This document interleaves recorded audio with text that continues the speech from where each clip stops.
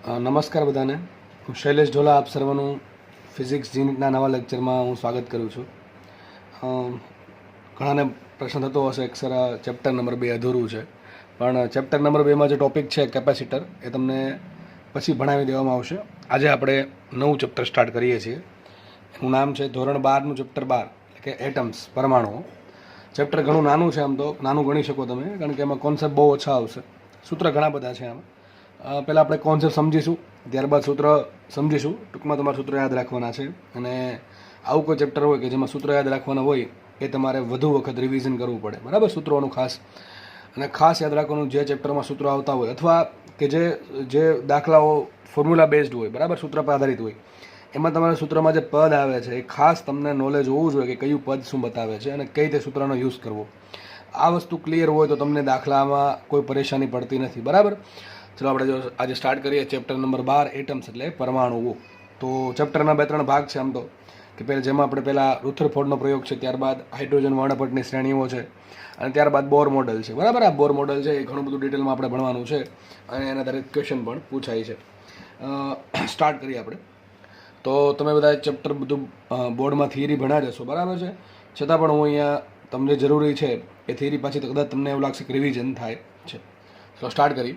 તો છે ને, આપણે અત્યારે જે ભણીએ છીએ પરમાણુ, આપણે નાનપણથી ભણતા આવીએ છીએ કે કોઈ પદાર્થ છે કે તત્વ છે એ અમુક પ્રકારના કણોનું બનેલું હોય, બરાબર. જેમ કે આપણે અણુ અથવા પરમાણુ કહીએ. પણ શરૂઆતમાં એવું હતું કે બધું જે છે એ પરમાણુનું બનેલું છે, પરમાણુની અંદર કંઈ છે નહીં. ટૂંકમાં અમુક સમય પહેલાં, તો બહુ ઘણા સમય પહેલાં જે પરમાણુઓ છે એને તે મૂળભૂત કણ માનવામાં આવતા હતા. અત્યારે આપણને ખબર છે કે પરમાણુની અંદર છે ન્યુક્લિયસ છે, ન્યુક્લિયસમાં પ્રોટોન ને ન્યુટ્રોન છે, અને એની આજુબાજુ ચોક્કસ કક્ષામાં ઇલેક્ટ્રોન છે એ ભ્રમણ કરે છે. પણ અત્યારે આપણે આજે સાંભળીએ છીએ કે ભણીએ છીએ કે અનુભવીએ છીએ એ ડાયરેક્ટ આપણને મળ્યું નથી, એ ડાયરેક્ટ આપણને થાળીમાં પીરસી દેવામાં આવ્યું નથી. એના માટે ઘણા બધા એક્સપેરિમેન્ટ કર્યા છે, ઘણા બધા વૈજ્ઞાનિકોએ પોતાના જે મોડલ છે એટલે કે પોતાના જે વાદ છે એ રજૂ કરેલા છે, બરાબર છે. તો ઘણા સમય પહેલાં આમ તો ગ્રીક લોકો એવું માનતા હતા કે મૂળભૂત કણ છે પરમાણુ છે. પછી ડાલ્ટનનો મોડલ આવ્યું, બરાબર છે. ડાલ્ટનનું મોડલ આવ્યું, ત્યારબાદ ધીમે ધીમે ઇલેક્ટ્રોનની શોધ થઈ. જીન પેરિન નામના વૈજ્ઞાનિકે છે ઇલેક્ટ્રોનની શોધ કરી હતી. પછી મિલિકા છે, એણે મિલિકાને ઇલેક્ટ્રોનનો જે વિદ્યુતભાર છે એની શોધ કરી હતી, બરાબર છે. જે થોમ્સન જે છે એણે ઇલેક્ટ્રોનનો વિદ્યુતભાર E/ઇલેક્ટ્રોન દળ M, આપણે જેને વિશિષ્ટ વિદ્યુતભાર કહીએ છીએ, બરાબર, એની શોધ કરી હતી. ટૂંકમાં ધીમે ધીમે શોધ થઈ છે. એવું નહીં ડાયરેક્ટલી ખબર પડી ગઈ કે ભાઈ ચલો આ ન્યુક્લિયસમાં આ વસ્તુ હોય, એની આજુબાજુ ઇલેક્ટ્રોન ઘૂમતા હોય, બરાબર, ચોક્કસ કક્ષામાં. એ ડાયરેક્ટલી ખબર પડી નથી. એના માટે ઘણા બધા એક્સપેરિમેન્ટ થયા છે, ઘણા બધા વૈજ્ઞાનિકોએ પોતાનો ફાળો આપેલો છે, બરાબર. ધીમે ધીમે જે મૂળભૂત કણો છે, પ્રોટોન, ન્યુટ્રોન, બધા વિશે ધીમે ધીમે આપણને ખ્યાલ મળ્યો.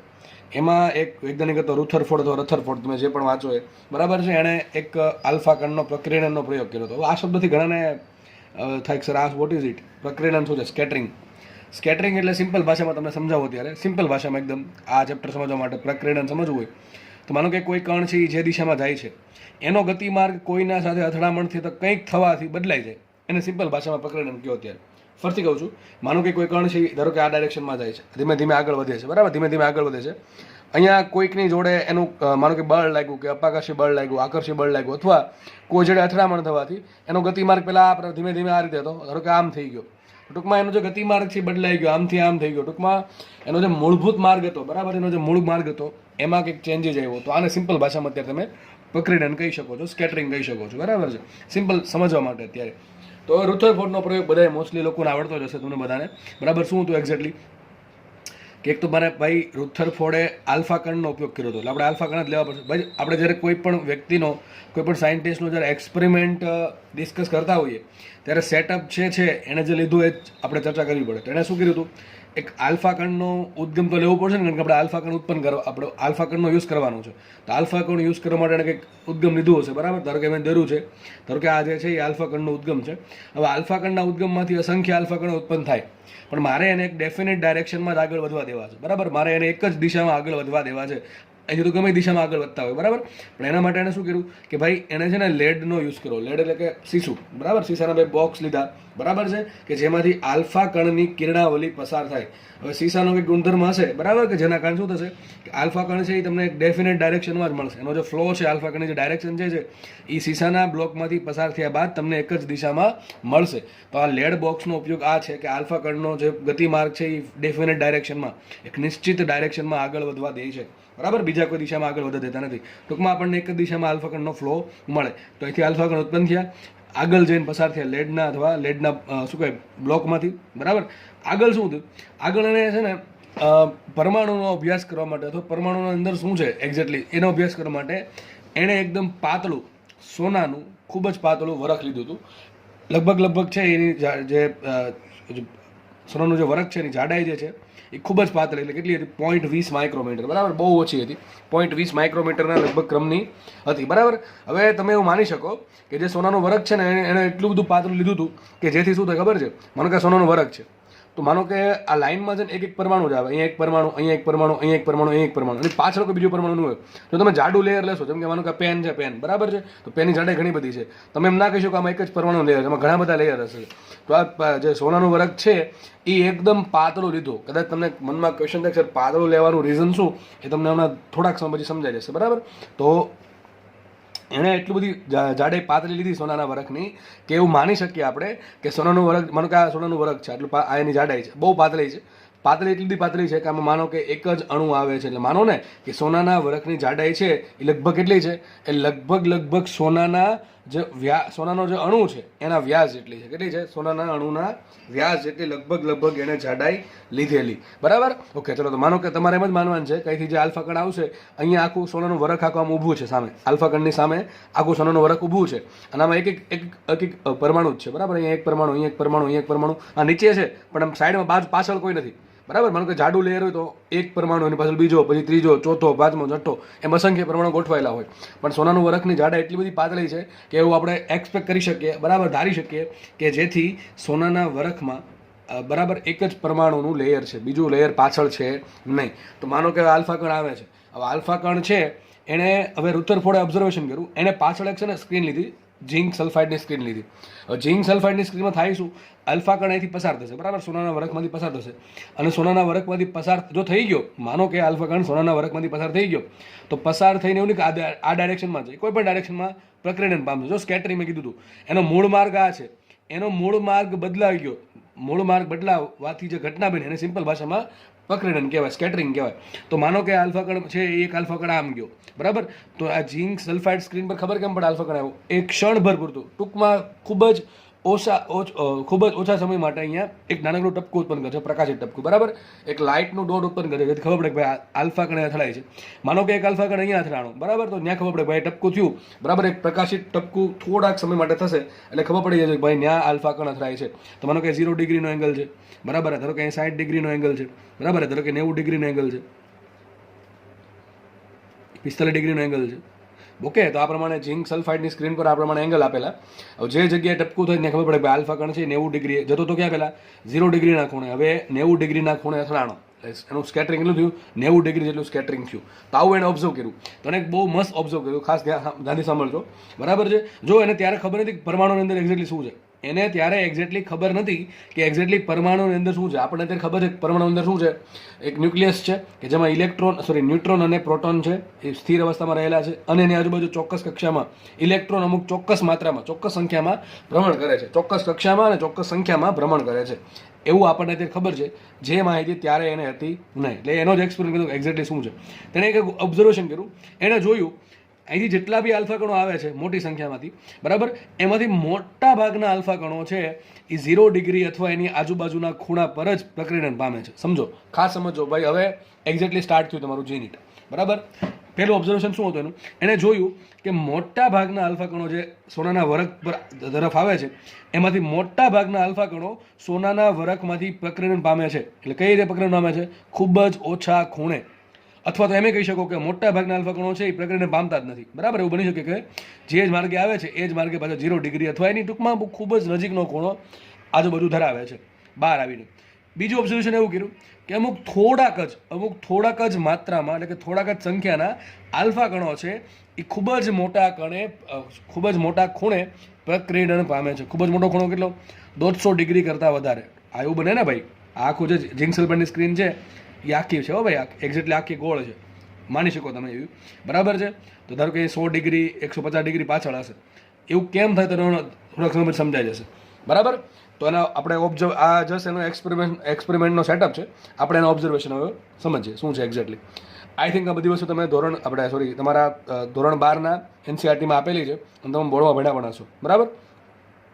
તો હવે સમજીએ આપણે જે રુથરફોર્ડનો જે એક્સપેરિમેન્ટ છે એનું કન્ક્લુઝન અથવા એનું જે નિષ્કર્ષ શું હતું. તો એને જોયું કે મોટા ભાગના આલ્ફા કણોનું પ્રકીર્ણન ખૂબ જ નાના ખૂણે થાય છે, એટલે કેટલું? 15 ડિગ્રી કેનથી ઓછું, બરાબર.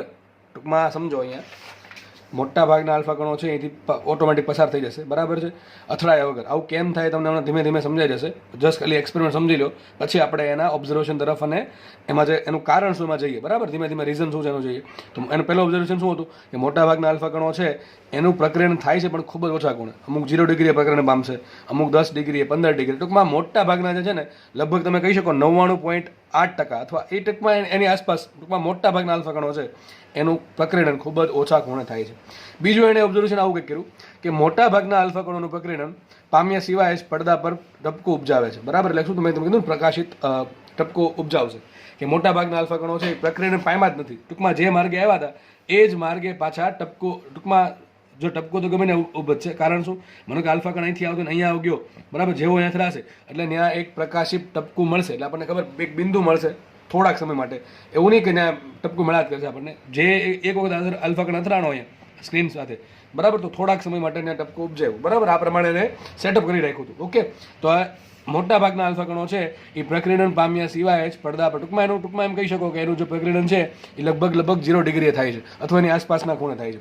પછી આગળ લખ્યું છે ખૂબ જ ઓછા, ટૂંકમાં ખૂબ જ ઓછા, એટલે કેટલા? લગભગ 0.1%. જો કેટલા ઓછા કહેવાય, 100%માંથી 0.1% આલ્ફા કણો જ મોટા ખૂણે, એટલે કેટલો ખૂણો? 150 ડિગ્રી કરતાં વધારે પ્રકીર્ણન પામે છે, બરાબર. ત્રીજું ઓબ્ઝર્વેશન આવું હતું કે ખૂબ જ ઓછા આલ્ફા કણ જે છે એ 150 ડિગ્રી અથવા એનાથી વધારે ખૂણે પ્રકીર્ણન પામે છે. લગભગ 0.1%, લગભગ હોય, એક્ઝેક્ટ ના હોય, બરાબર. આ બધું એક્સપેરિમેન્ટ છે એ લગભગ છે, કારણ કે આપણે એક્ઝેક્ટલી માપી ના શકીએ કેટલા આલ્ફા કણ અથડાણા કેટલા ખૂણે, બરાબર. આ તો લગભગ જ આવશે. એટલે લગભગ 0.1% જેટલા આલ્ફા કણ જે છે, ટૂંકમાં એના સમયમાં એવું હતું કે લગભગ 0.1% આલ્ફા કણ જે છે એ 150 ડિગ્રીના ખૂણે અથવા એનાથી વધારે ખૂણે પ્રકીર્ણન પામે છે. તો મોટા ભાગનું પ્રકીર્ણન બહુ ઓછા ખૂણે થાય છે અને ખૂબ જ ઓછા આલ્ફા કણનું પ્રકીર્ણન ખૂબ જ મોટા ખૂણે થાય છે. હવે મેન વાત, બેકવર્ડ ડાયરેક્શન. બેકવર્ડ ડાયરેક્શન શું થાય? જે દિશામાં આવે છે એની વિરુદ્ધ દિશા, બરાબર.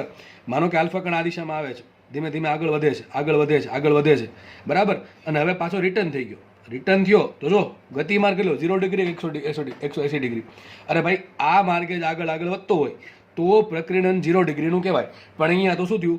આ દિશામાં આગળ વધતો હતો અને હવે રિટર્ન થયો છે તો કેટલો ખૂણો બને? 180 ડિગ્રી. આને કહેવાય 180 ડિગ્રીનું પ્રકીર્ણન. ટૂંકમાં તમે એમ કહી શકો કે જે દિશામાં ગતિ થતી હતી એનાથી વિરુદ્ધ દિશામાં ગતિ કરવા માંડ્યો, એટલે એને કહેવાય બેકવર્ડ ડાયરેક્શન. તો બેકવર્ડ એટલે કે પાછળની દિશામાં, બેકવર્ડ ડાયરેક્શનમાં એટલે કે 180 ડિગ્રીના ખૂણે પ્રકીર્ણન પામતા આલ્ફા કણોની સંખ્યા ખૂબ જ ઓછી છે. એટલે કેટલી? લગભગ એમ કહી શકો કે 10,000માં 1 અથવા મોસ્ટલી ઘણી જગ્યાએ આવું પણ લખ્યું 8,000માં 1, બરાબર. એ જસ્ટ લગભગ છે, બરાબર, એક્ઝેક્ટ નથી. તો તમે કહી શકો કે ભાઈ 10,000 આલ્ફા કણ છે એ આગળ વધતા હતા, બરાબર. 10,000 આલ્ફા કણ આગળ વધતા હતા, એમાંથી માત્ર 1 આલ્ફા કણ જ પાછળ આવે છે. આવું કેમ થાય? ધીમે ધીમે સમજીએ. એટલે લગભગ પર્સન્ટેજમાં જુઓ તો 0.01% અથવા એનાથી ઓછા આલ્ફા કણ છે એ બેકવર્ડ ડાયરેક્શનમાં આગળ વધે છે, બરાબર. બેકવર્ડ ડાયરેક્શનમાં જે દિશામાં જવાના હતા એનાથી વિરુદ્ધ દિશામાં આગળ વધે છે. સમજ પડે કે નહીં? ઓકે, ચલો. તો મેન 4 ઓબ્ઝર્વેશન છે. 4 ઓબ્ઝર્વેશન પરથી તમને આટલું તો આઈડિયા આવી ગયો હશે કે મોટા ભાગના આલ્ફા કણ જે છે એનું જે સ્કેટરિંગ છે, એનું જે પ્રકીર્ણન છે એ ખૂબ જ ઓછા ખૂણે થાય છે. હવે આપણે જઈએ મેન રીઝન તરફ, બરાબર, કે આવું એક્ઝેક્ટલી શું કામ થયું. અત્યારે આપણને ખબર છે કે પરમાણુ કઈ રીતે બનેલું છે, પરમાણુ શેનું બનેલું છે, બરાબર. ધન વિદ્યુતભાર ક્યાં હોય, ઋણ વિદ્યુતભાર ક્યાં હોય, ન્યુટ્રોન ક્યાં હોય, એ આપણને બધું ખબર છે. અને આપણને એ પણ ખબર છે કે પરમાણુનું મોટા ભાગનું દળ ક્યાં કેન્દ્રિત થયેલું હોય છે. મેં સાઈડમાં એક ધારો કે આપણે પરમાણુ દોર દઈએ તો એનું ન્યુક્લિયસ છે. ન્યુક્લિયસમાં આપણને ખબર છે મોસ્ટલી શું હશે? પ્રોટોન અને ન્યુટ્રોન, બરાબર. પ્રોટોનનું દળ ઘણું બધું વધારે છે, ન્યુટ્રોન દળ પણ ઘણું બધું વધારે છે. કોની સરખામણીમાં? ઇલેક્ટ્રોનની સરખામણીમાં. અને પ્રોટોન અને ન્યુટ્રોન બંને પાછા જે મોટા વિદ્યુત વધારે દળવાળા જે કણ છે એ પાછા ક્યાં આવી ગયા, ન્યુક્લિયસમાં આવી ગયા. તો આપણે તેમ કહી શકીએ કે પરમાણુનું મોટા ભાગનું દળ ક્યાં કેન્દ્રિત થયેલું છે, એના ન્યુક્લિયસમાં કેન્દ્રિત થયેલું છે. ફરીથી કહી દઉં, પરમાણુમાં 3 ટાઈપના કણ હોય, આપણે બધાને ખબર છે કે પ્રોટોન, ન્યુટ્રોન, ઇલેક્ટ્રોન. અત્યારે આપણે એવું માની લઈએ 3 ટાઈપના કણ છે. હા, પછી તમને ચેપ્ટર નંબરમાં એકમાં મેં એવું ભણાવ્યું હતું કે પ્રોટોન જે છે અથવા તો જે ન્યુટ્રોન જે છે અથવા જે ન્યુક્લિયોન છે એ ક્વાર્ક્સના બનેલા છે. તો આપણે એ ચર્ચામાં નથી જતા. અત્યારે એવું માની લઈએ કે ભાઈ ન્યુક્લિયસ અથવા જે પરમાણુ છે એ 3 વસ્તુનું બનેલું છે, પ્રોટોન, ન્યુટ્રોન અને ઇલેક્ટ્રોન. બરાબર, બહુ ડિટેલમાં ચર્ચા કરવી નથી અત્યારે. આ ચેપ્ટર બધું આપણે ચર્ચાને મર્યાદિત રાખશું. ઓકે, તો આપણે માનો કે પરમાણુ જે પ્રોટોન જે છે એ ન્યુક્લિયસમાં છે, ન્યુટ્રોન જે ન્યુક્લિયસમાં છે, અને પ્રોટોન અને ન્યુટ્રોનનું દળ ઇલેક્ટ્રોન કરતાં ઘણું બધું વધારે, લગભગ 1862 ગણું વધારે દળ છે. ટૂંકમાં ઇલેક્ટ્રોનનું દળ 1 કિલો હોય ને તો પ્રોટોનનું દળ 1862 કિલો છે, એવું માનો તમે જસ્ટ સમજવા માટે. બરાબર, પાછા બંને બધા કણ ક્યાં પાછા ન્યુક્લિયસમાં આવી ગયા. આજુબાજુ શું હશે, ઇલેક્ટ્રોન હશે. હવે ઇલેક્ટ્રોન તો વિચાર એક તો કક્ષામાં છે, ભ્રમણ કરે છે, એટલે નિશ્ચિત સ્થાન તો હોય નહીં એનું. એવું તમે એવું ના કહી શકો ઇલેક્ટ્રોન અહીંયા જ છે. બરાબર, આ કક્ષામાં ગમે ત્યાં હશે. બરાબર છે કે નહીં? એ આપણે હાઇઝનબર્ગનો અનિશ્ચિતતાનો સિદ્ધાંત છે, ત્યારબાદ બોહરનો જે અધિતર્ક છે એના આધારે આપણે નક્કી કરી શકીએ કે ભાઈ ઇલેક્ટ્રોન ક્યાં કક્ષામાં છે. બરાબર છે, એ આપણે જોશું બોહરનો અધિતર્ક બધા. તો એક તો ઇલેક્ટ્રોન છે એ આ કક્ષામાં કોઈક ચોક્કસ કક્ષામાં હશે, ચોક્કસ સંખ્યામાં. જેમ કે આપણને ખબર છે પહેલી કક્ષામાં વધુમાં વધુ 2 ઇલેક્ટ્રોન, આપણે બધાને ખબર છે પહેલી કક્ષા n બરાબર 1 હોય એમાં વધુમાં વધુ 2 ઇલેક્ટ્રોન હોય, બીજી કક્ષામાં વધુમાં વધુ 8 ઇલેક્ટ્રોન હોય. એક તો ઇલેક્ટ્રોનની સંખ્યા મર્યાદિત છે અને પાછા ભ્રમણ કરે છે. સમજ પડે કે નહીં? તો આપણે એમ કહી શકીએ કે જે પરમાણુ છે એનું મોસ્ટલી દળ ક્યાં હશે, મોસ્ટલી દળ બધું ન્યુક્લિયસમાં જ કેન્દ્રિત થયેલું છે. હવે વિચારો, માનો કે ઉપરથી આલ્ફા કણ આવે છે, સમજો. બરાબર, આકૃતિ જે છે ને આપણે ઊભી કરી દઈએ. આ માનો કે પરમાણુ, આ માનો કે આપણે આ સોનાનો જે વરખ છે એમાં કોઈ એક પરમાણુને આપણે પકડો. સોનાનો જે વરખ છે, પાતળો વરખ, એમાં આવા માનો કે 1 2 3 4 5 નીચે ઘણા બધા આ પ્રમાણે પરમાણુઓ હશે. પાછળ કોઈ પરમાણુ આપણે માની લઈએ. બરાબર, કારણ શું, સોનાની વરખ બહુ પતલી છે. હવે માનો કે ઉપરથી આલ્ફા કણ આવે છે, જસ્ટ સમજવા માટે માનો કે ઉપરથી આલ્ફા કણ આવે છે. હવે એવા ચાન્સ કેટલા છે કે જેથી આલ્ફા કણ છે એ ન્યુક્લિયોનની સામે જ આવીને અથડાય? બહુ ઓછા ચાન્સ છે, બહુ જ ઓછા ચાન્સ. કારણ શું, ન્યુક્લિયસની સાઇઝ બહુ નાની છે. કેટલી ત્રિજ્યા છે એની? લગભગ અત્યારે ખબર પડે, ત્યારે ખબર નથી કેટલી ત્રિજ્યા છે. ત્યારે એ ખબર નથી કે અંદર ન્યુક્લિયસ છે. રુથરફોર્ડને જ્યારે એક્સપેરિમેન્ટ ચાલતો હતો ત્યારે એટલીસ્ટ એ પણ ખબર નથી કે ન્યુક્લિયસ છે. એને પછી નામ આપ્યું હતું, એને એવી ધારણા કરી હતી, એને મોડલ આપ્યું હતું કે કદાચ આવું હોઈ શકે. બરાબર છે, અત્યારે આપણને ખબર છે. એટલે કહી દઉં તમને કે ન્યુક્લિયસની ત્રિજ્યા લગભગ 10 - 15 ઘાત મીટર, એટલે કેટલી? 1 ફર્મીમીટર. સોરી 1 ફર્મીમીટર કેટલી છે? 1 ફર્મીમીટર. વિચારો કેટલું નાનું થયું. હવે બહુ પ્રોબેબિલિટી, સંભાવના ઓછી છે કે જે આલ્ફા કણ આવતો હોય એ ડાયરેક્ટલી જે છે એ પેલા ન્યુક્લિયસ સાથે હેડ ઓન થાય. શું થાય? હેડ ઓન એટલે કે એનું જે ન્યુક્લિયસની જે ડાયરેક્શન છે એ ડાયરેક્શનમાં આવે.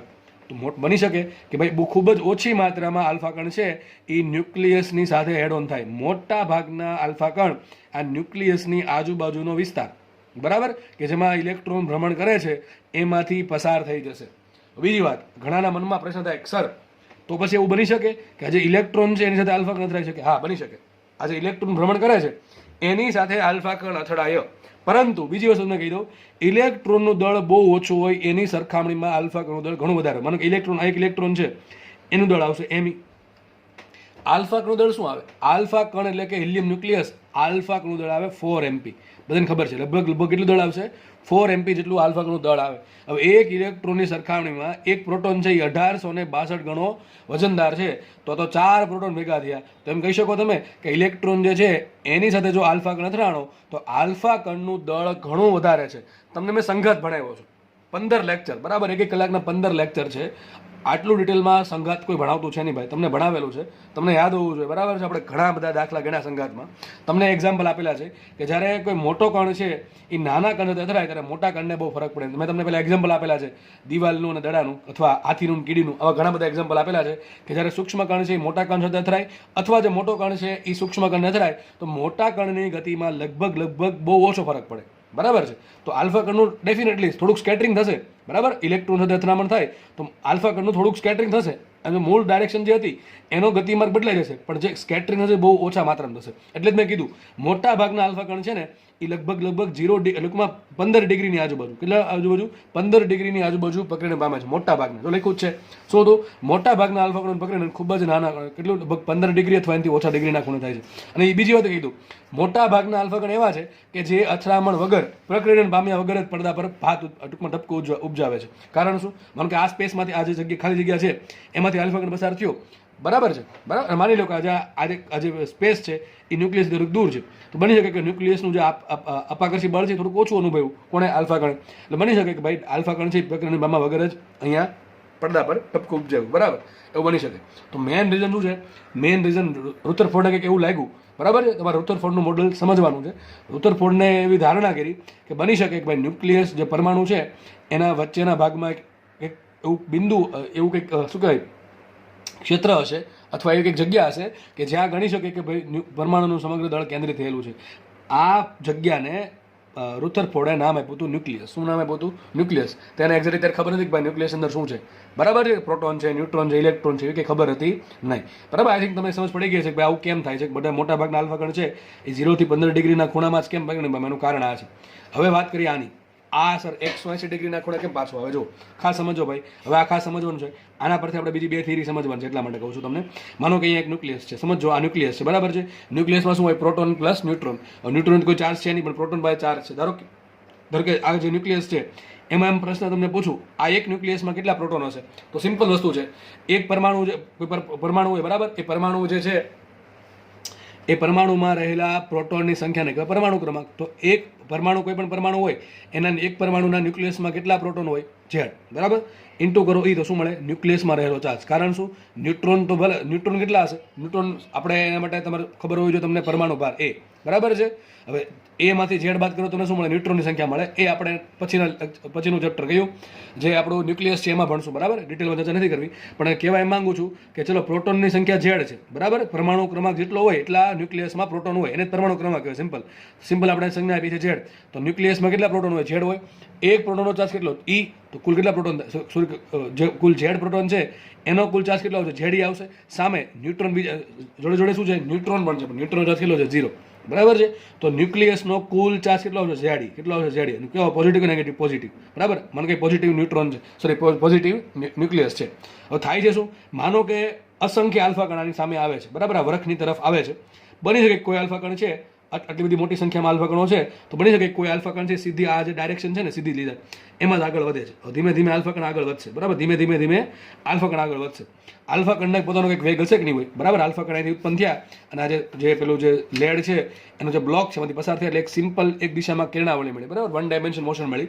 એના કારણે કંઈક વેગ હશે, બરાબર. હવે ધીમે ધીમે વેગથી આગળ વધતા હશે. બની શકે, હવે જુઓ, બની શકે એવું કે ભાઈ આલ્ફા કણ છે એનો ચાર્જ કેટલો? આપણને ખબર છે આલ્ફા કણમાં શું હશે?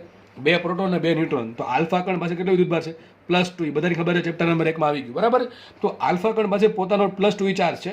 સામે શું છે? ન્યુક્લિયસ છે. ન્યુક્લિયસમાં પણ પોઝિટિવ ચાર્જ કેટલો? Z. તો આનો પોઝિટિવ ચાર્જ, આનો પોઝિટિવ ચાર્જ. બની શકે ધીમે ધીમે આગળ વધે. હવે ધીમે ધીમે આગળ વધીને નજીક જાય છે. નજીક જેમ જશે એમ થશે શું? બંને વચ્ચે અંતર ઘટતું જશે. બંને વચ્ચે અંતર ઘટતું જાય એમ બંને વચ્ચે અપાકર્ષી બળ વધતું જાય. કારણ શું? કુલમે શું કીધું હતું? આટલું બળ લાગે કેટલું? F બરાબર K/Q1 Q2/R², બરાબર. R શું છે? બે વચ્ચે અંતર. હવે ધીમે ધીમે આનો કંઈક વેગ છે અને પોતે કહે છે ન્યુક્લિયસ તરફ જાય છે. એટલે બની શકે જેમ જેમ આગળ વધે એમ બંને વચ્ચે અંતર ઘટતું જાય. બંને વચ્ચે અંતર ઘટતું જાય એમ બંને વચ્ચે લાગતું અપાકર્ષી બળ વધતું જાય. કારણ કે બંને પાસે પોઝિટિવ ચાર્જ છે. એટલે બંને વચ્ચે લાગતું અપાકર્ષી બળ વધતું જશે. તો હવે આનો જે વેગ છે એને અપાકર્ષી બળનો સામનો કરવો પડશે. કેમ કે અપાકર્ષી બળ લાગે છે વિરુદ્ધ દિશામાં. આ જેડી છે ને ધક્કો મારે છે, બળ એનો વેગ પોતે આ દિશામાં છે. તો સિમ્પલ સમજ આપણને એટલી ભગવાન આપેલી છે કે જેમ આલ્ફા કણ નજીક જશે એમ એનો વેગ ઘટતો જશે. બની શકે કે આલ્ફા કણ છે એ આને અથડાય એ પહેલા જ એનો કોઈ જગ્યાએ વેગ 0 થઈ જાય. બની શકે ને? એની પાસે એટલો બધો વેગ નથી કે આની જોડે અથડાઈ શકે. હા, બની શકે, અથડાઈ પણ શકે. જો એની પાસે સફિશિયન્ટ વેલોસિટી હોય તો બની શકે, અથડાઈ પણ શકે. એક જ કન્ડિશન છે કે આ જે બળ ઉત્પન્ન થયું એનો સામનો કરવા માટે પૂરતી ગતિ ઉર્જા અથવા સિમ્પલ ભાષામાં કહું તો વેગ એની પાસે આલ્ફા કણ પાસે જો હશે તો એ અથડાશે. નહીં હોય તો એવું બને કે ધીમે દૂરથી આવે છે, કંઈક વેગ લઈને આવે છે અને જેમ નજીક આવે છે એ બંને વચ્ચે અંતર ઘટતું ગયું. બંને વચ્ચે અંતર ઘટતું જાય છે એટલે બંને વચ્ચે લાગતું અપાકર્ષી બળ વધતું જાય છે. એટલે બંનેનો જે આલ્ફા કણનો જે વેગ છે એ ધીમે ઘટતો જશે અને બની શકે કે કોઈ પણ અંતરે, ધારો કે અહીંથી ન્યુક્લિયસ ધારો કે D જેટલા અંતરે આલ્ફા કણનો વેગ 0 થઈ ગયો. તો હવે વિચારો, હવે આ કઈ દિશામાં ગતિ કરશે? હવે તો આલ્ફા કણ પાસે વેગ તો છે નહીં, આલ્ફા કણ પાસે કોઈ વેગ નથી, બરાબર છે. તો હવે તો આગળ તો વધવાનું નથી, તો ક્યાં જશે? હવે આના પર ડિપેન્ડ કરે. આ શું કરે? ધક્કો મારશે. કેમ ધક્કો મારશે? ભાઈ આની પાસે +2 ચાર્જ છે, આ ન્યુક્લિયસમાં ZE ચાર્જ છે, ZE ચાર્જ છે, બરાબર છે. જો ઘણા વિચારે સર ઇલેક્ટ્રોન જોડે અથડામણ ના થાય છે, એ ચર્ચા થઈ ગઈ આપણે. ઇલેક્ટ્રોન છે આકર્ષી બળ લગાડશે, પણ સામે ઇલેક્ટ્રોનની સાઇઝ બહુ નાની છે, એટલે ઇલેક્ટ્રોનની ચર્ચા નથી કરતો, બરાબર. મેં તમને આ સમજાવું છું, 180 ડિગ્રી બળ, બરાબર. તો હવે આલ્ફા કણ સ્થિર થઈ ગયો.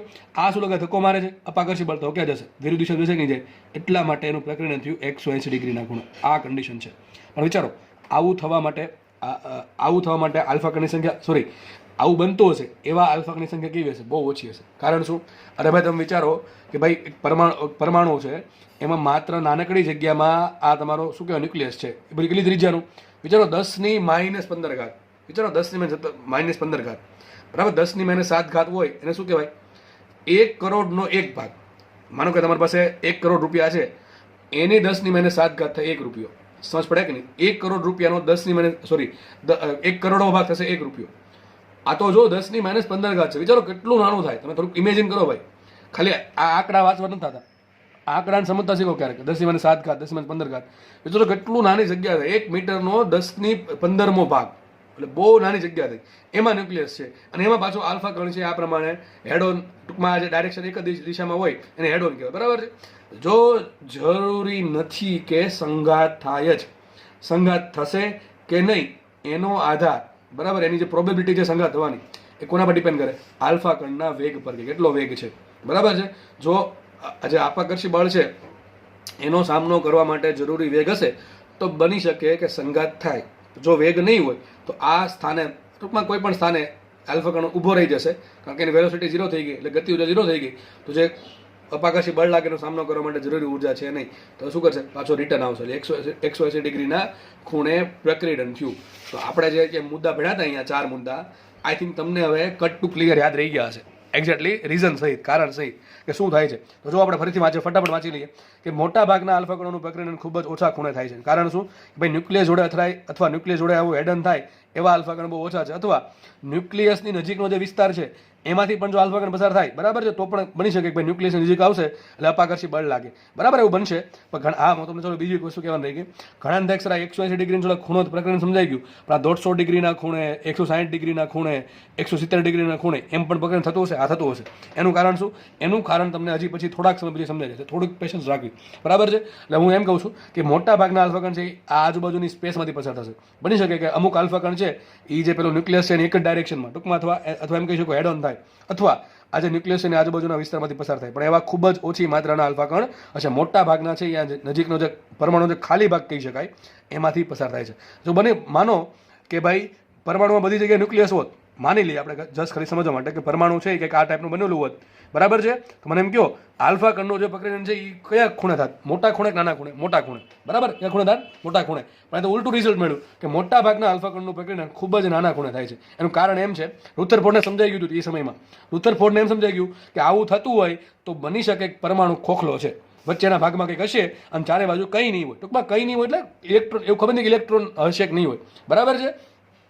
આપણને ખબર છે અત્યારે ઇલેક્ટ્રોન છે એમ. ટૂંકમાં એમ એક વસ્તુ બાકી છે, રુથરફોર્ડને કોઈ સમજાઈ ગઈ હતી કે પરમાણુનું મોટા દળ છે સેન્ટરમાં હશે, ટૂંકમાં વચ્ચેના ભાગમાં કેન્દ્રિત થયું છે, આજુબાજુ કંઈક ટૂંકમાં ખાલી ભાગ હશે, એટલે જ આવું થતું હોય, બરાબર. બીજું પાછું એ જ વસ્તુ છે કે મોટા ભાગના આલ્ફા કણો છે એ લગભગ પ્રક્રિયણ બહુ ઓછું પામે છે, બરાબર. એ જ વસ્તુ છે. બીજો મુદ્દો પણ બીજો મુદ્દો સરખો જ છે.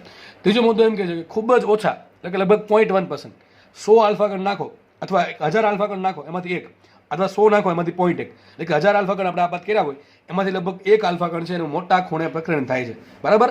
અને ચોથો મુદ્દો એમ છે કે લગભગ બહુ જ ઓછા, એટલે કે 10,000માંથી માત્ર 1 આલ્ફા કણનું પ્રકરણ 180 ડિગ્રીના ખૂણે થાય છે. આ જસ્ટ રફ આઈડિયા છે, બરાબર છે. હવે સમજે પછી શું કર્યું? રુથરફોર્ડે છે ને એક ડાયાગ્રામ બનાવ્યો, એક આલેખ બનાવ્યો, ગ્રાફ બનાવ્યો. ગ્રાફ કોનો ગ્રાફ હતો? એણે જે આલ્ફા કણ આપાત કર્યા એમ છે આપાત કણની સંખ્યા. કેટલા આલ્ફા કણ આપાત કરું છું? આલ્ફા કણની સંખ્યા, કેટલા આલ્ફા કણ એને આપાત કર્યા કોની તરફ?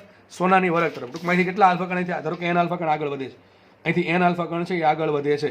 તો એને જોયું કે ભાઈ આલ્ફા કણ, એનો જે એક્સપેરિમેન્ટ કર્યો હતો એમાં આલ્ફા કણની સંખ્યા લીધી અહીંયા વાય અક્ષ પર, અને ખૂણો જે છે, ખૂણો થીટા શું બતાવે? પ્રક્રિયણનો ખૂણો, બરાબર છે. આઈ થિંક તમને પ્રકરણ ખબર પડી ગયો છે. હું ફરીથી કહી દઉં. માનો કે આ દિશામાં ગતિ થતી હોય, બરાબર, અને કર્ણ છે એ દિશામાં છે તો થીટા બરાબર 0 આવે. પ્રકીર્ણન થયું જ નથી. માનો કે કર્ણ છે આ દિશામાં ગયો તો કેટલું પરિણન કહેવાય? જે દિશા મૂળ દિશા અને પરિણામી દિશા વચ્ચેનો ખૂણો, આ થીટા કહેવાય. ટૂંકમાં આ દિશામાં પકડીને, ટૂંકમાં જતો તો આ દિશામાં, બરાબર છે. હવે જવાબ આ માંડ્યો કે એની જોડે ઘટના બની એટલે ગતિમાર્ગ હવે બદલાઈ ગયો. તો ગતિમાર્ગ કેટલા ખૂણે બદલાય એને સિમ્પલ ભાષામાં કહેવાય પ્રકીર્ણનનો ખૂણો થીટા. બરાબર, થીટા છે પ્રકીર્ણન ખૂણો અને એન છે આપાત આલ્ફા કણની સંખ્યા. હવે સમજો વાય એક્સ પર છે આલ્ફા કણની આપાત આલ્ફા કણની સંખ્યા અને એક્સ એક્સિસ પર છે થીટા. બરાબર છે. એને જોયું, મેં તમને હમણાં કીધું આ પહેલો મુદ્દો શું કહે છે કે મોટા ભાગના આલ્ફા કણો છે એનું પ્રકીર્ણન જે છે એ લગભગ કેટલા તમે ગણી શકો 99.8% આલ્ફા કણ જે છે એનું પ્રકીર્ણન છે એ ખૂબ જ ઓછા ખૂણે થશે. તો મને એમ કહો આલ્ફા કણની સંખ્યા અહીંયા છે, બરાબર, આલ્ફા કણની સંખ્યા અહીંયા છે અને પ્રકીર્ણન ખૂણો જો અહીંયા લોકમાં આટલા વિસ્તારમાં ઘણા બધા આલ્ફા કણ આવી જશે તો જો સંખ્યા બહુ વધારે સમજ પડે કે ન પડે, પોઈન્ટ અહીંયા મળશે. બરાબર છે. પણ જોયું જેમ જેમ જેમ થીટા, ટૂંકમાં એણે જોયું કે ભાઈ 60 ડિગ્રીના ખૂણા કેટલા આલ્ફા કણ છે, 60 ડિગ્રીના ખૂણા કેટલા આલ્ફા કણ પકડીને પાયમાં સ્કેટરિંગ પાયમાં, 180 ડિગ્રીના ખૂણા કેટલા પકડીને પાયમાં. તો જોયું કે ભાઈ જેમ જેમ જેમ જેમ ખૂણો વધતો જાય છે એમાં આલ્ફા કણની સંખ્યા ઘટતી જાય છે. તો ટૂંકમાં આલેખ કંઈક આ ટાઈપનો મળશે. આલેખ યાદ રાખવો જરૂરી. હમણાં જી 2020 જાન્યુઆરીની પરીક્ષામાં, બરાબર, તારીખ ભૂલી ગયો છું કયા બેચમાં પૂછવાનો હતો, સિમ્પલ ખાલી આલેખ પૂછ્યો હતો. બરાબર છે કે રુથરફોર્ડના પ્રયોગમાં આપાત આલ્ફા કણની સંખ્યા n અને તેનો સ્કેટરિંગ એંગલ એટલે કે પ્રકીર્ણન કોણ થીટા વચ્ચેનો કયો આલેખ સાચો છે. 4 ઓપ્શન આપ્યા હતા. સિમ્પલ છે, કંઈ યાદ ના હોય, કદાચ આલેખ તમને ભણાવ્યો ના હોય ને તો આના પરથી તમને આલેખ દોરતા આવડી જવો જોઈએ. શું કીધું તું મેં? આ શું કીધું છે કે ભાઈ મોટા ભાગના આલ્ફા કણ છે એ લગભગ ઓછા ખૂણે પ્રકીર્ણન પામે છે. તો મોટા ભાગ એટલે ટૂંકમાં સંખ્યા તો અહીંયા વધારે ઉપર જેમ જેમ સંખ્યા વધતી જાય અને ટૂંકમાં તમે ઉગમબિંદુ જેમ નજીક રહ્યું એમ ખૂણો કેવો ઓછો. સીધી વાત છે કે આટલા વિસ્તારમાં આલ્ફા કણની સંખ્યા કેવી છે? વધારે છે. જેમ જેમ જેમ જેમ તમે ખૂણો વધારો એમ તમને ઓછા આલ્ફા કણ સંખ્યા મળશે. ટૂંકમાં આલેખ સિમ્પલ આ પ્રમાણે આવે છે. એકદમ ઇઝી છે, યાદ રાખવું. બરાબર, હું તો યાદ કરી રાખવાનું જ ના હોય, સમજવાનું જોઈએ મોસ્ટલી, સમજ્યા પછી યાદ રાખવાનું. બરાબર, અને ડાયરેક્ટ યાદ રાખવાનું એને કહેવાય ગોખેલું. બરાબર, જે આપણે કરતા નથી. ચલો, તો આઈ થિંક તમને રુથરફોર્ડનો એક્સપેરિમેન્ટ બહુ સારી રીતે સમજાઈ ગયો હશે. આપણે આગળ વધીએ આમાં થોડાક. હવે બોર્ડ કરતાં થોડાક આગળ વધીએ આપણે. બરાબર, જેનિટ લેવલે થોડાક જઈએ. બરાબર, આ બધી વસ્તુ તમે બોર્ડમાં ભણેલા હશો. આટલી વસ્તુ બરાબર મેં જે કીધી છે એ બધી વસ્તુ તમારે બોર્ડમાં ભણ્યા જ હશો તમે. બરાબર, એનસીઆરટીમાં આવે છે બધું. હવે આપણે આગળ વધીએ. રુથરફોર્ડે એક્સપેરિમેન્ટ કર્યો હતો. બરાબર છે. પછી તો ગાયગર્ડ મસ્ટને પણ પ્રયોગ કર્યો હતો. બરાબર, એના આધારે એક સૂત્ર આવ્યું. સૂત્ર યાદ રાખવાની જરૂર નથી, પણ જે જેટલું કહું એટલું યાદ રાખવાની જરૂર છે. સૂત્ર પહેલાં સમજીએ. બરાબર છે. સૂત્ર શું છે કે ભાઈ કયા ખૂણે કેટલા આલ્ફા કોણ આપાત થાય છે એનું સૂત્ર છે. હું તમને પૂછું કે ભાઈ 60 ડિગ્રીના ખૂણે કેટલા આલ્ફા કણ હશે, તમને સૂત્ર બધી ખબર પડી જાય. તમારે બધી કિંમત મૂકી દેવાની આમાં એટલે તમને મળી જાય કે 60 ડિગ્રીના ખૂણે કેટલા આલ્ફા કણ કેટલા આલ્ફા કણ પ્રકીર્ણન પામ્યા હશે. બરાબર, તો સૂત્ર કંઈક આવું છે કે ભાઈ તમારે માનો કે થીટા ખૂણે શોધવું છે. થીટા ખૂણે કેટલા આલ્ફા કણ છે એ સ્કેટરિંગ પામ્યા તો એની સંખ્યા છે n. n શું છે? થીટા ખૂણે પ્રકીર્ણન પામેલા આલ્ફા કણની સંખ્યા. n0 શું છે? તમે કુલ કેટલા આલ્ફા કણ આપાત કર્યા. બરાબર, ધારો કે તમે 100 આલ્ફા કણ આપાત કર્યા છે તો 60 ડિગ્રીના ખૂણે કેટલા 60 ડિગ્રીના ખૂણે કેટલા પ્રકીર્ણન પામ્યા એ સંખ્યા છે n. બરાબર, તો n શું છે? તમને કોઈ પણ ખૂણે તમે જે પણ ખૂણો મૂકો 0 થી 180 વચ્ચે, બરાબર, 0 ડિગ્રી નહીં મૂકવાનું કારણ કે બાકી 0 થઈ જશે બધું. બરાબર છે. ટૂંકમાં 0 ની થોડો મોટો ખૂણો મૂકવાનો. ટૂંકમાં કોઈ પણ ખૂણે તમારે પ્રકીર્ણન પામતા આલ્ફા કણની સંખ્યા જોતી હોય તો સૂત્રમાં કેવી મૂકવી પડે? n શું છે? થીટા ખૂણે પ્રકીર્ણન પામેલા આલ્ફા કણની સંખ્યા. n0 શું છે? n0 છે તમે કુલ કેટલા આલ્ફા કોણ આપાત કરેલા. સ્મોલ n શું છે? સ્મોલ n જે સંખ્યા ઘનતા. જો બધું લખ્યું છે. What is n0? n0 છે આપાત આલ્ફા કણની સંખ્યા. ટૂંકમાં કુલ કેટલા આલ્ફા કણ સોનાના વર્ગ તરફ આપાત કરેલા છે. સ્મોલ n શું છે? સોનામાં પરમાણુઓની સંખ્યા ઘનતા. તો સંખ્યા ઘનતા બધાને ખબર જ છે શું થાય? એકમ કદ દીઠ પરમાણુની સંખ્યા. ટૂંકમાં સોનાનું તમે 1 મીટર ક્યુબનું જથ્થો લ્યો, કદ લ્યો, એમાં કુલ કેટલા પરમાણુ છે, અણુ છે, એને કહેવાય સ્મોલ n. સિમ્પલ ભાષામાં. બરાબર, સોનાનો 1 મીટર ક્યુબનું કદ હોય એમાં કુલ કેટલા પરમાણુ અણુ છે એને કહેવાય સ્મોલ n. તો સ્મોલ n છે સોનાના પરમાણુઓની સંખ્યા ઘનતા એટલે કે એકમ કદ દીઠ રહેલા પરમાણુની સંખ્યા છે. પછી આગળ વધીએ. જો સીધી વાત છે ભાઈ, જેટલા પરમાણુની સંખ્યા વધારે હોય, બરાબર, પરમાણુની સંખ્યા વધારે હોય એટલે અથડામણ વધારે થશે. એટલી અથડામણ વધારે થાય એટલે સ્કેટરિંગ છે થીટા કોણ વધારે થશે. સિમ્પલ વસ્તુ છે. પછી આગળ છે ટી. ટી શું છે?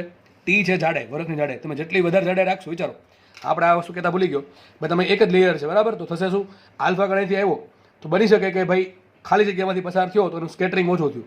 માનો કે તમને ઘણા પ્રશ્ન થવો જોઈએ સર પાછળ બીજું લેયર કેમ ન રાખ્યું, અથવા બીજો પ્રશ્ન એમ થવો જોઈએ સર વરખની જાડાઈ બહુ પાતળી કેમ રાખી. એનું કારણ આ છે કે માનો કે તમારો આલ્ફા કણ અહીંથી આવ્યો, બરાબર, માનો કે અહીંથી ન્યુક્લિયસમાંથી પસાર ન થયો, પણ આજુબાજુની ખાલી જગ્યા જે છે એમાંથી પસાર થયો એટલે સ્કેટરિંગ ઓછું થશે. પણ માનો કે બીજું લેયર હોય, પાછળ જ બીજું લેયર છે, બરાબર, તો બની શકે કે ભાઈ એકમાંથી તો એક લેયરમાંથી બચી ગયો, પણ બીજા લેયરમાંથી બીજા લેયરમાં આગળ વધે અને માનો કે ન્યુક્લિયસ જોડે અથડાઈ ગયો, તો તમને એક્ઝેક્ટલી ખબર નહીં પડે કે ભાઈ અંદર શું છે. એટલા માટે રુથરફોર્ડે શું કર્યું હતું, માત્ર ને માત્ર એક જ પાતળું લેયર લીધું હતું કે જેથી એમ માની શકાય કે પાતળા લેયરમાં એક જ પરમાણુ છે, એક બે ટૂંકમાં એક જ લેયર છે પરમાણુનું, પાછળ કોઈ લેયર છે નહીં. એટલે આલ્ફા કણ માનો કે અહીંથી પસાર થયો, પરમાણુની ખાલી જગ્યામાંથી પસાર થયો, સીધો બહાર આવશે અમુક ખૂણે પકડીને પામીને. ધારો કે ડાયરેક્ટલી એનો હેડ ઓન સંગાત થયો, ડાયરેક્ટલી કોના જોડે પેલા આલ્ફા ન્યુક્લિયસ જોડે સંઘાત થયો, તો બની શકે પાછળ 180 ડિગ્રી ખૂણે જાય અથવા મોટા ખૂણે પકડીને પામે. એટલા માટે એને એક લેયર લીધું હતું. વિચારો જેટલી જાડાઈ વધારે, જેટલી જાડાઈ તમે વધારે રાખો એમ કેવું થાય, પકડીને વધારે થાય, એટલે એની સંખ્યા કેવી આવશે, વધારે આવશે. સમજ પડે કે નહીં? તો સૂત્ર આ પ્રમાણે બનાવેલું છે આખું, બહુ ડિટેલમાં જાવ નથી, આપણે જેટલું જરૂર છે એટલું કહું છું. આગળ છે ઝેડ. ઝેડ છે પરમાણુ ક્રમાંક ટી. શું છે?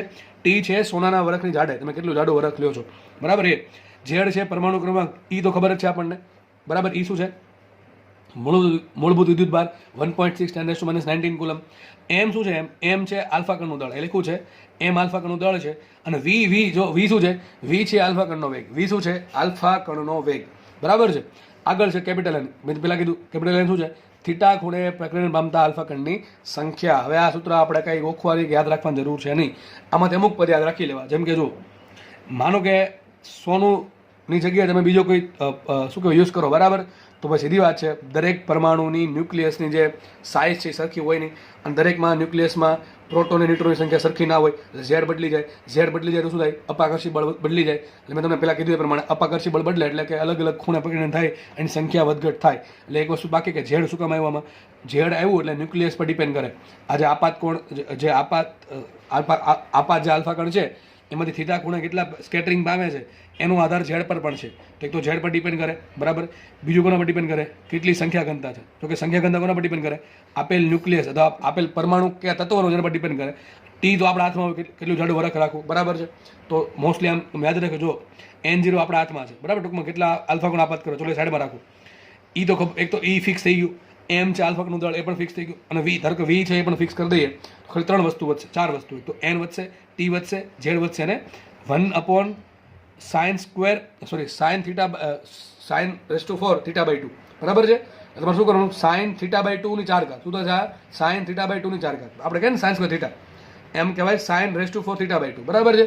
ઓકે, ચલો આને આમ પણ લખાવો ભાઈ, ઘણાને મનમાં આમ ન ખબર પડે શું લખ્યું છે, ખાસ નીટવાળાને આને આમ લખાય sin θ/2 ની 4 ઘાત. આ પ્રમાણે છે, બરાબર, 4 ઘાત છે એટલે sin θ/2 કરીને પછી 4 ઘાત કરવાની, બરાબર. તો 4 વસ્તુ પર ડિપેન્ડ કરે છે. એમાં આ વસ્તુ બહુ પૂછાય. એક તો N છે, હવે હજી સુધી પૂછવાનું નથી, પણ માનો મને એવું લાગે કે હવે પૂછાય છે, કારણ કે લાસ્ટ યર આલેખ પૂછી નાખ્યો તો કંઈક આવું પૂછે કે ભાઈ N is proportional to sine ની શું ડિપેન્ડ કરે, બરાબર. તો આવું આવશે N is proportional two 1/sin⁻⁴ θ/2. હવે 1/sin શું કહેવાય? કોસેક થીટા, બરાબર. તો આમ પણ લખાય. એક તો N પર ડિપેન્ડ કરે, એક Z પર ડિપેન્ડ કરે, T પર ડિપેન્ડ કરે, અને 1/sin⁴ θ/2 ને શું કહેવાય? cos²⁴ θ/2, બરાબર છે. Sorry, cosec². શું થશે? cosec²⁴ θ/2. અથવા આને આમ ન ફાવે આમ લખી નાખો, કોસેકનો જે પણ ખૂણો આવ્યો θ/2 કરો, જે જવાબ આવે એની 4 ઘાત કરો. સિમ્પલ મિનિંગ આમ થાય, બરાબર. આમ લખો કે આમ લખો, બે સરખું જ છે. આપણે આવું નથી, કોસેક θ/2 ની 4 ઘાત, આમ નથી, થીટા ઉપર 4 ઘાત નથી, બરાબર છે. એ જે જવાબ આવે એની પર 4 ઘાત છે, એટલા માટે કોસેક ઉપર 4 ઘાત કરી દીધી. સમજ પડે કે નહીં પડે? આટલી વસ્તુ છે. હવે જો N જેટલું વધારે એટલું એની સંખ્યા વધારે, Z વધારે. જો મતલબ તમને આ પ્રશ્ન પૂછી શકે કે એક તમે સોનાનું લીધું, બરાબર, સોના માટે Z આઈ થિંક લગભગ 79 છે, અને કોઈ બીજું તત્વ લઈ લીધું Z બરાબર એના માટે ધારો કે છે 100, બરાબર. તો તમને પૂછે N1/N2 શોધો, ટૂંકમાં શું લખવાનું? N proportional to Z. બાકી બધી વધુ સરખી હોય તો N પ્રપોઝલ ટુ Z આવે, N proportional to small n આવે, N પ્રપોઝલ ટુ Z આવે, N પ્રપોઝલ ટુ T આવે. ટૂંકમાં તમે જેટલી જાડાઈ લેશો વરખની એટલા એક જ ખૂણે પ્રકીર્ણન પામતા સંખ્યા છે એ વધશે.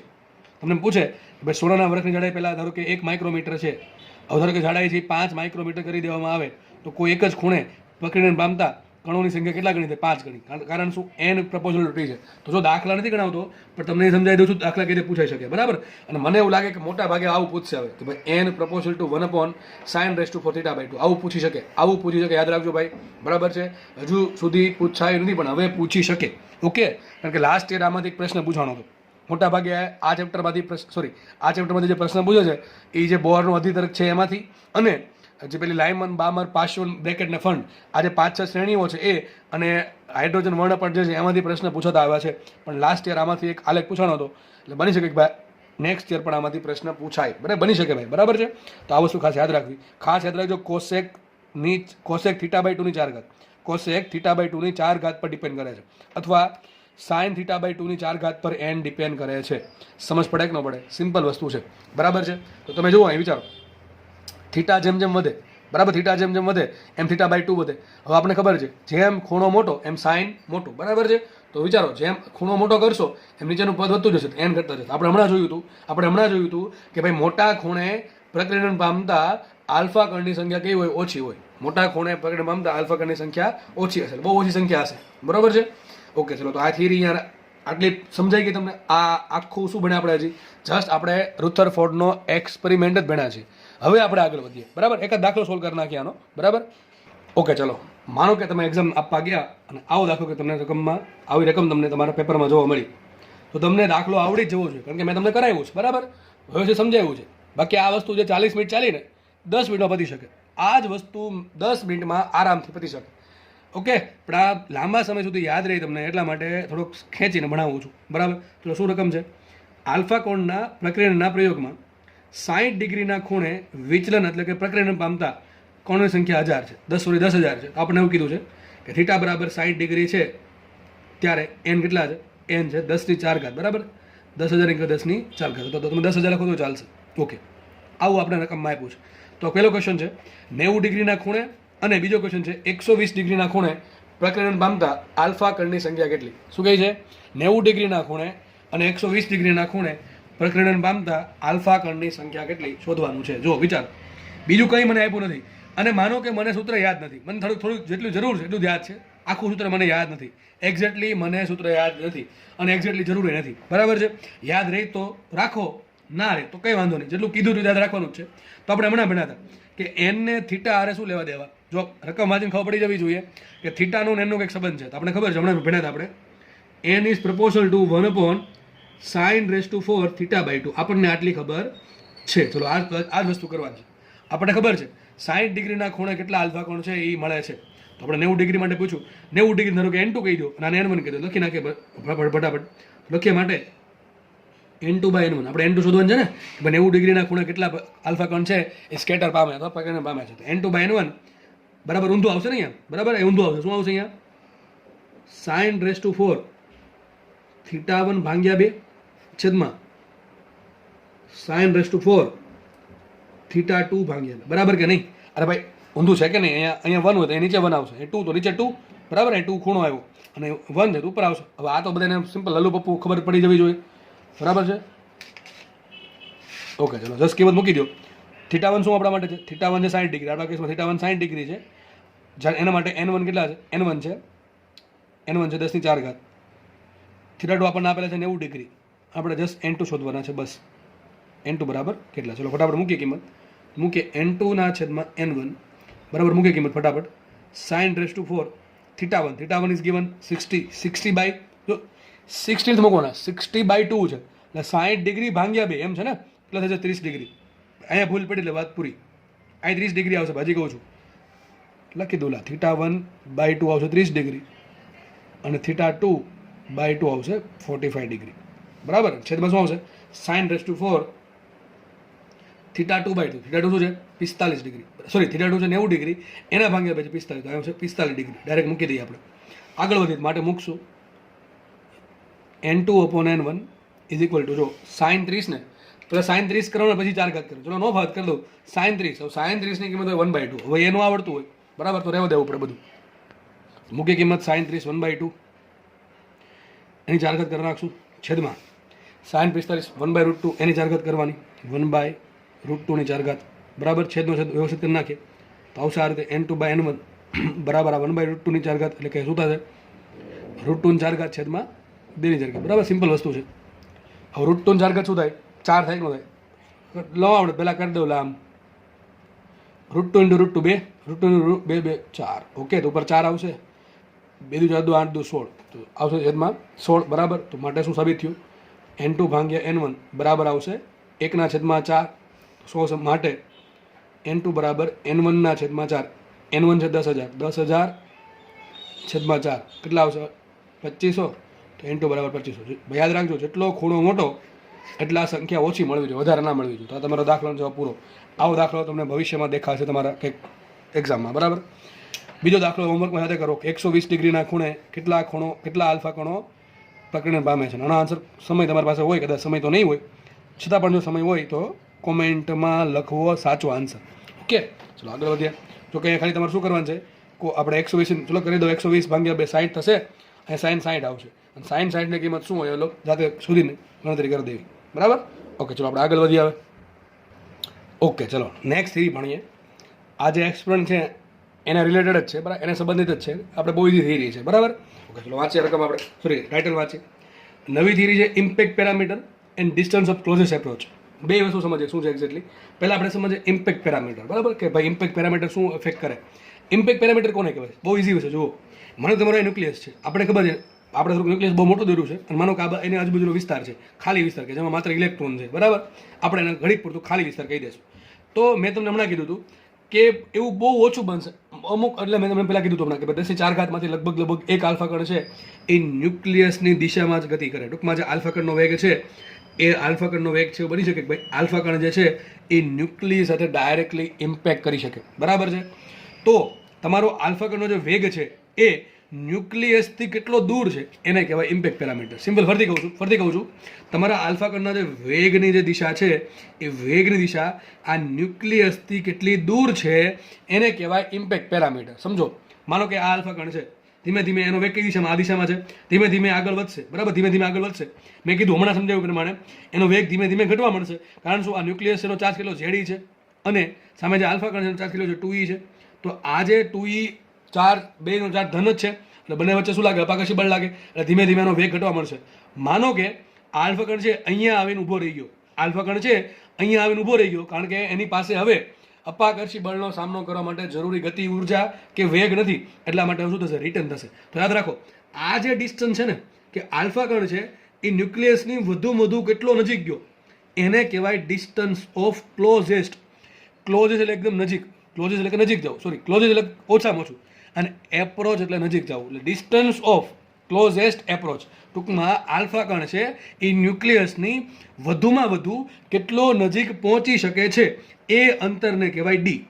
ખબર કે ડી શું છે ડિસ્ટન્સ ઓફ ક્લોઝેસ્ટ એપ્રોચ બરાબર. આની ચર્ચા આપણે પછી કરીએ.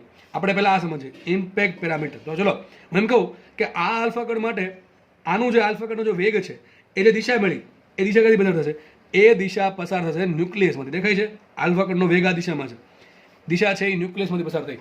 તો આના માટે બી કેટલું હોય 0. આના માટે ઇમ્પેક્ટ પેરામીટર 0 છે. સમજ પડે. ચલો બીજો લઈએ. આ જો ન્યુક્લિયસ અહીંયા છે આજુબાજુ શું છે ન્યુક્લિયસ અહીંયા છે આજુબાજુ શું છે ખાલી ભાગ છે ટૂંકમાં ઇલેક્ટ્રોનની કક્ષાઓ છે.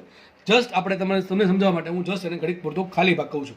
તો માનો કે બીજો આલ્ફા કણ છે આ પ્રમાણે ગતિ કરે જો એવું નહીં કે બેની વચ્ચે કાંઈ નથી બની શકે ઘણા બધા આલ્ફા કણ હોય સમજવા માટે આપણે લઈએ છીએ. મને બીજો આલ્ફા કણ છે આ પ્રમાણે ગતિ કરે છે વિચારો આનો વેગ ક્યાં છે આનો વેગ આ દિશામાં છે આનો વેગ આ દિશામાં છે. તો હું વિચારો આના જે વેગની જે દિશા છે એ ન્યુક્લિયસ કેટલી દૂર છે આટલી દેખાય છે કે ને આટલી દૂર છે તેને શું કહેવાય આ આલ્ફા કણનું ઇમ્પેક્ટ પેરામીટર કેટલું છે b બરાબર b1 છે. આ આલ્ફા કણ માટે b કેટલું b બરાબર 0 છે. સમજો ત્રીજો આલ્ફા કણ આપણે આ લઈએ ત્રીજો આલ્ફા કણ છે આ પ્રમાણે ગતિ કરે છે બરાબર આ પ્રમાણે ગતિ કરે છે અસંખ્ય આલ્ફા કણ હશે એમાંથી આપણે 4-5 પકડ્યા છે. તો આ જે આલ્ફા કણ છે આ દિશામાં ગતિ કરે છે તેનો વેગ આ દિશામાં છે તેના વેગની દિશા પણ આ દિશામાં છે. તો એના વેગની દિશા છે એનું ન્યુક્લિયસની અંદર કેટલું આટલું એના માટે b કેટલું છે b2 છે બરાબર. ચોથો આલ્ફા કણ લઈ લઈએ એનો વેગ આ દિશામાં છે તેનો વેગ દિશા આ બાજુ થઈ ગઈ એનું ન્યુક્લિયસની અંદર આટલું થઈ ગયું. તો વિચારો ઉપર જેમ તમે જાઓ છો આપણી આકૃતિ પ્રમાણે તમે જેમ જેમ ઉપર જાઓ છો એમ ઇમ્પેક્ટ પેરામીટર વધતું જાય છે.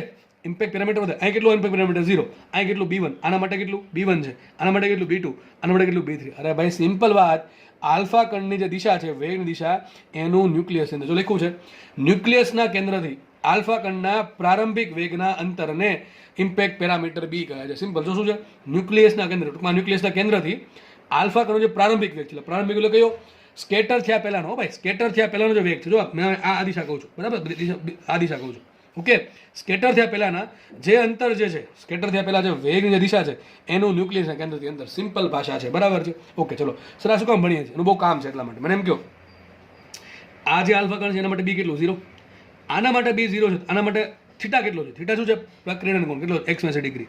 કેટલો છે, 180 ડિગ્રી. કઈ રીતે દિશા, મૂળ દિશા આ હતી, ન્યુક્લિયસ રસ્તામાં આવ્યું, તો ભાઈ શું કર્યો, રિટર્ન આવી ગયા, દિશા આ હતી, રિટર્ન આવ્યા, બે વચ્ચે ખૂણો કેટલો, 180 ડિગ્રી. તો સમજ શું પડી કે જ્યારે બી ઓછું છે, બી જ્યારે 0 છે ત્યારે થીટા 180 ડિગ્રી. ચલો એની ઉપર જોઈએ, આના માટે બી કેટલું છે, બી બરાબર, આના માટે બી 0 થી, બી થી થોડુંક વધારે, ધારો કે 1 સેન્ટીમીટર, 2 સેન્ટીમીટર, સોરી સેન્ટીમીટર નહીં, માઇક્રોમીટરમાં હશે, જસ્ટ સ્લીપ ઓફ ટાઈમ, બરાબર. માનો કે આના માટે બી કે સમથિંગ B1 છે. થશે એવું કે ભાઈ આ ધીમે ધીમે આગળ વધે છે. હવે એક વસ્તુ બાકી છે કે આ આલ્ફા કણની ન્યુક્લિયસ સાથે હેડ ઓન સંઘાત થશે નહીં, બરાબર છે. પણ એક વસ્તુ બાકી છે, આ આલ્ફા કણ જેમ જેમ નજીક જશે એમાં ન્યુક્લિયસ છે એના પર અપાકર્ષી બળ તો લગાડશે જ તે. કારણ કેટલું અપાકર્ષી બળ લગાડે, F બરાબર કે Q1 શું છે, 2E આલ્ફા કણનો વિદ્યુતભાર ઇન્ટુ ન્યુક્લિયસનો ચાર્જ ZE છેદમાં બંને વચ્ચે અંતર R². આટલું બળ લગાડવાનું સ્ટાર્ટ કરશે, બરાબર. જેમ ઉપરનો આલ્ફા કણ નજીક આવશે એમ આના પર પણ અપાકર્ષી બળ તો લાગશે જ તે. બની શકે કે આ નજીક આવ્યો અને આ અંતરે છે એ આ દિશામાં છટકી ગયા. કારણ શું છે, જેવો અહીંયા નજીક આવશે આના પર આ દિશામાં બળ લાગશે, એટલે માટે હવે આ દિશામાં આવી ગયો. જો એના માટે પ્રકીર્ણન કોણ કેટલો, તો વિચારો કેટલો પ્રકીર્ણન કોણ આવશે. તો પ્રકીર્ણન કોણ કોને કહેવાય, સ્કેટરિંગ એંગલ, કે ભાઈ જે દિશા મૂળ દિશા હતી એ અને જે પરિણામી દિશા મળી બંને વચ્ચેનો ખૂણો. તો આની મૂળ દિશા કઈ હતી, આ દિશા હતી, તો આ દિશાની મૂળ દિશા હતી, એ પરિણામી કઈ દિશામાં ગયો, આ દિશામાં ગયો, તો બંને વચ્ચે ખૂણો કેટલો આવશે, θ2. તો મને એમ કહો, θ2 મોટો, θ1 મોટો. અરે સાહેબ θ1 જ મોટો, કારણ શું, θ1 કેટલો છે, 180 ડિગ્રી. જો અહીંયા મેં આમ નજીક જવાનું તીર દોર્યા છે અને દૂર જવાનું તીર પણ દોરેલા છે. સામસામા તીર શું બતાવે, આલ્ફા કોણ આમ જાય છે ને પછી પાછો રિટર્ન આવે છે. અહીંયા તીર આ પ્રમાણે છે, આલ્ફા કોણ આ પ્રમાણે ગયો અને અહીંથી પછી આમ ગયો, બરાબર છે, દૂર જશે. આ ખૂણો θ2 છે, θ1 મોટો, θ2 મોટો. ચલો આગળ વધીએ. હજી ધારો કે ત્રીજો આલ્ફા કણ લઈ લે, હજી થોડો આટલો દૂર છે, તો બની શકે ધીમે આગળ વધે છે અને માનો કે આલ્ફા કણ આ પોઈન્ટ પર આવ્યો, આના પર આ દિશામાં બળ લાગ્યું ને સ્કેટર આ પ્રમાણે થઈ ગયું, તો θ3 કંઈક આ રીતે આવશે. હવે θ3 આ મૂળ દિશા, આ દિશા, પરિણામ દિશા આ દિશા, બંને જો ખૂણો θ3 થયું, બરાબર. ચોથો આલ્ફા કણ માટે પણ એવું કંઈક છે, ધીમે આગળ વધે છે અને થોડીક તો અસર લાગશે કોની, અપાકર્ષી બળની, એટલા માટે સ્કેટર થયું. જો મેં તમને કીધું હતું ને, હું તમને કહીશ 150 ડિગ્રીના ખૂણે સ્કેટર કેમ થાય. જો કારણ આ છે, જે આલ્ફા કણ ભલે જે આલ્ફા કણ છે એ હેડ ઓન થશે, ટૂંકમાં જેની આલ્ફા કણની દિશા ન્યુક્લિયસની દિશામાં જ છે એનું શું થશે, હેડ ઓન સંઘાત થશે, બરાબર. સંઘાત થાય તો અથવા આ પ્રમાણે રિટર્ન આવશે 180 ડિગ્રીની ખૂણે. એની જે નજીકના ઉપરના જે આલ્ફા કણ છે એનું ન્યુક્લિયસ સાથે હેડ ઓન નહીં થાય, પણ અપાકર્ષી બળ તો ખતરનાક લાગશે, એટલા માટે 180 ડિગ્રીના ખૂણે રિટર્ન નહીં જાય, 180 કરતાં ઓછા ખૂણે, 170, 160, 150 એ પ્રમાણે ખૂણે રિટર્ન થશે. પણ આવા આલ્ફા કણની સંખ્યા બહુ ઓછી, આપણે ઓલરેડી સમજી ચૂક્યા છીએ, બરાબર છે. તો આના પરથી મેન પૂછાઈશું, આવું પૂછાય જો કે જેમ બી વધારે, જો જેમ ઉપર જઈએ છે બી વધતું જાય છે, જેમ બી વધતું જાય એમ થીટા ઘટતો જાય છે. ટૂંકમાં ન્યુક્લિયસની જે સિમ્પલ વાત છે, ન્યુક્લિયસથી જે દૂરના આલ્ફા કણ હોય એના માટે બી કેવું હોય, વધારે હોય. એના માટે બી વધારે, એનો પ્રકીર્ણન કોણ કેવો, ઓછો. કારણ કે ન્યુક્લિયસની જે સંગતમાં આવશે, ન્યુક્લિયસની જે આજુબાજુ આવશે એનો પ્રકીર્ણન કોણ મોટો હશે, 180 જેટલો અથવા એનાથી ઓછો નજીકમાં એમ. બાકીના જે દૂર છે એના પર અપાકર્ષી બળની અસર ઓછી થાય એટલે એનો પ્રકીર્ણન કોણ ઓછો. બસ આ જ સમજાવવાનું હતું કે જેમ બી શું છે, ઇમ્પેક્ટ પેરામીટર. તમને પ્રશ્ન પૂછાય કે આ રુથરફોર્ડના આલ્ફા પ્રકીર્ણનના પ્રયોગમાં જેમ ઇમ્પેક્ટ પેરામીટર વધે તેમ પ્રકીર્ણન કોણ ઘટે, તેમ એ પ્રકીર્ણન કોણ ઘટશે. લખ્યું છે B1 કરતાં B2 મોટું, B2 કરતાં B3 મોટું. જો B1, B2 અને B3 સૌથી મોટું છે તો સામે ઊંધું છે. θ1 મોટા છે, θ1 આપણે આ θ1 છે, જસ્ટ તમે સમજો તો લખી દઉં θ2, θ3, θ4 એ વાંધો. ચલો જેમ B1, B2, B3 વધારે, ટૂંકમાં આ જ વસ્તુ મેન છે કે જેમ બી વધે છે થીટા ઘટતો જશે, બરાબર છે. અને આ પણ મહત્વનું છે કે બી બરાબર 0 હશે, ટૂંકમાં હેડ ઓન થશે, ત્યાં થીટા બરાબર 180 ડિગ્રી છે. તમને પ્રશ્ન પૂછાય કે ઇમ્પેક્ટ પેરામીટર 0 હોય ત્યાં પ્રકીર્ણન કોણ કેટલો મળે, 180 ડિગ્રી જેટલો મળે. ખબર પડી ગઈ. નેક્સ્ટ થિયરી છે ડિસ્ટન્સ ઓફ ક્લોઝેસ એપ્રોચ. ચલો સમજાઈ જ ગયું છે. ડિસ્ટન્સ ઓફ ક્લોઝેસ એપ્રોચ કે જે આલ્ફા કણ જે છે એના જે વેગની દિશા જે છે એ ન્યુક્લિયસના કેન્દ્રની દિશામાં જ હોય, એટલે કે જેના માટે ઇમ્પેક્ટ પેરામીટર બી બરાબર 0 હોય એવો આલ્ફા કણ છે એ ધીમે આગળ વધશે, એના પર પ્રબળ અપાકર્ષણ બળ લાગશે. જેમ આગળ જશે ન્યુક્લિયસ તરફ એમ એનો વેગ ઘટતો જશે અને બની શકે કે એની પાસે સફિશિયન્ટ વેલોસિટી નથી, એટલે કોઈક અંતરે ન્યુક્લિયસથી ધારો કે ડી જેટલા અંતરે આવીને એ અમુક સમય માટે સૂક્ષ્મ સમય માટે, ફ્રેક્શન ઓફ સેકન્ડ માટે એ સ્થિર થઈ ગયો. તો આ જે અંતર છે એને કહેવાય distance of closest closest approach. ભાઈ ગોખોને સમજો, ક્લોઝેસ્ટ એટલે નજીક જવું, એપ્રોચ એટલે કે કેટલું, સોરી, એપ્રોચ એટલે કે નજીક જવું. ટૂંકમાં એપ્રોચ આપણે કહે ને કે ભાઈ ટ્રેન છે એ સ્ટેશનને એપ્રોચ કરે છે, બરાબર. એપ્રોચ એટલે નજીક જવું, નજીક આવે છે. ક્લોઝેસ્ટ એટલે વધુમાં વધુ કેટલું નજીક જઈ શકે, ક્લોઝેસ્ટ, બરાબર. સુપરલેટિવ ડિગ્રી ઇંગ્લિશમાં ભણતા હશો તમે, બરાબર. તો ક્લોઝેસ્ટ એટલે શું થાય, વધુમાં વધુ કેટલું નજીક જવું, ટૂંકમાં વધુમાં વધુ આલ્ફા કણ છે આટલો નજીક આવી શકે. કોના પર ડિપેન્ડ કરે વિચારો, કોના પર ડિપેન્ડ કરશે? ડી ડિપેન્ડ કરશે કોના પર? આલ્ફા કણના વેગ પર. અરે ભાઈ વિચારો ને, જેટલો આલ્ફા કણનો વેગ વધારે હશે એમ વધારે નજીક જશે, જેટલો આલ્ફા કણનો વેગ ઓછો એમ વધારે દૂર રહેશે. તો વેગ વધારે એમ ડી ઓછું, સમજ પડે? જેટલો વેગ વધારે એટલું વધારે નજીક જાય, ડી ઓછું આવે. જેટલો વેગ ઓછો એટલું ડી વધારે, સમજ પડે કે ન? આનું ફોર્મ્યુલા આપણે આગળના પેજમાં તારવેલું છે, બરાબર. સમજીએ ફટાફટ. તો આઈ થિંક તમને ઇમ્પેક્ટ પેરામીટર અને ડિસ્ટન્સ ઓફ ક્લોઝેસ્ટ એપ્રોચ સમજાઈ ગયું છે. ઓકે, ચલો આગળ વધીએ. હવે આ જે ડિસ્ટન્સ ઓફ ક્લોઝેસ્ટ એપ્રોચ છે એના દાખલા પૂછાય છે, બરાબર. ઘણા દાખલા પૂછાય છે, આપણે સમજીએ ને દાખલા કઈ રીતે પૂછાય છે, બરાબર. માનો કે આપણે આ સમજીએ કે ભાઈ આ આલ્ફા કણ છે ઘણો દૂર છે, આલ્ફા કણ ઘણો દૂર છે, એની પાસે વેગ v છે. શરૂઆતમાં આલ્ફા કણ પાસે વેગ v છે અને ઘણો દૂર છે, બરાબર છે. વિચારો, મારે હવે શોધવું એ છે કે કેટલો નજીક જઈ શકે. ટૂંકમાં એના માટે ડી શું હોઈ શકે, ડીની કિંમત મારે શોધવી છે. તો કંઈ નહીં, આપણે યુઝ કરશું ઉર્જા સંરક્ષણ, કે ભાઈ આલ્ફા કણ જ્યારે દૂર હોય ત્યારે એની ગતિ ઉર્જા કેટલી, સોરી એની પાસે કુલ ઉર્જા કેટલી, અને આલ્ફા કણ જ્યારે નજીક આવી ગયું એકદમ કેટલા અંતરે, ડી અંતરે, ત્યારે એની કુલ ઉર્જા કેટલી. બંને કુલ ઉર્જા કેવી સરખી જો, કારણ કે ઉર્જા સંરક્ષણ નિયમ શું કહે છે, કુલ ઉર્જા અચળ રહે છે, બરાબર. તો ખૂબ દૂરના અંતરે આલ્ફા કણની કુલ ઉર્જા અને ડી અંતરે આલ્ફા કણની કુલ ઉર્જા કેવી અચળ. તો ખૂબ દૂરના અંતરે કુલ ઉર્જામાં બે ઉર્જા હશે, ગતિ ઉર્જા પ્લસ સ્થિતિ ઉર્જા, અને ડી અંતરે એની પાસે બે ઉર્જા હશે, ગતિ ઉર્જા પ્લસ સ્થિતિ ઉર્જા. હવે સમજો, ખૂબ આલ્ફા કણ દૂર હોય ગતિ ઉર્જા કેટલી, આલ્ફા કણ જ્યારે દૂર છે તેનો વેગ કેવો હશે, મહત્તમ હશે, મેક્સિમમ. કે જેમ જેમ નજીક આવશે વેગ ઘટતો જશે. જો દૂર હશે ત્યારે વેગ કેટલો હશે, ધારો કે v મેક્સિમમ છે તો એનો વેગ દૂરના અંતરે કેટલો હશે, v, ધારો કે v છે તો એની ગતિ ઉર્જા કેટલી હશે, હાફ mv સ્ક્વેર. ખૂબ દૂરના અંતરે આલ્ફા કણનો વેગ મહત્તમ હોય તેની ગતિ ઉર્જા મહત્તમ હશે. કેટલી ગતિ ઉર્જા હશે, હાફ mv સ્ક્વેર, બરાબર છે. અને માનો કે ખૂબ દૂર છે તો ખૂબ દૂરના અંતરે આલ્ફા કણની સ્થિતિ ઉર્જા કેટલી. તમને ચેપ્ટર નંબર 2 માં ભણાવ્યું છે કે વિદ્યુતભાર q1 છે, એક વિદ્યુતભાર q2 છે, બંને વચ્ચે અંતર r છે, તો બંને વચ્ચે સ્થિતિ ઉર્જા કેટલી હોય, k q1 q2 બાય. હવે આ ક્યાંથી એવું, ચેપ્ટર નંબર 2 જોઈ લેવું. સ્થિતિ ઉર્જા આટલી છે. વિચારો, આ એક ન્યુક્લિયસ છે, બરાબર. એક ન્યુક્લિયસ વિદ્યુતભાર છે, ઝેડી વિદ્યુતભાર, અને આલ્ફા કણ શરૂઆતમાં અહીંયા 2e જેટલો વિદ્યુતભાર ધરાવે છે. આલ્ફા કણ શરૂઆતમાં તો ઘણો દૂર છે, બરાબર છે. તો બંને વચ્ચે સ્થિતિ ઉર્જા કેટલી આવે, k ઇન્ટુ ઝેડી ઇન્ટુ 2e છેદમાં અંતર મેં ઇન્ફિનિટી લખ્યું છે તમને સમજાવવા માટે. હકીકત અંતર કેટલું હશે, બહુ દૂર છે, ઘણું બધું મોટું અંતર આવશે. અંતર બહુ મોટું આવશે એટલે આનો આન્સર બહુ ઓછો હશે. ગતિ ઉર્જાની સરખામણીમાં સ્થિતિ ઉર્જા ઘણી ઓછી હશે. ફરીથી કહી દઉં, ગતિ ઉર્જાની સરખામણીમાં અંતર બહુ મોટું છે, બરાબર. એટલે ગતિ ઉર્જાની સરખામણીમાં સ્થિતિ ઉર્જા બહુ ઓછી આવશે, એટલે આપણે સ્થિતિ ઉર્જા લગભગ 0 લઈ લઈએ. કોની સરખામણીમાં, ગતિ ઉર્જા. કારણ શું, અરે ભાઈ ખૂબ દૂર છે એટલા માટે, બરાબર છે. અને ભાઈ અહીંયા ઈ આવે છે, ઈ ઇન્ટુ ઈ સ્ક્વેર.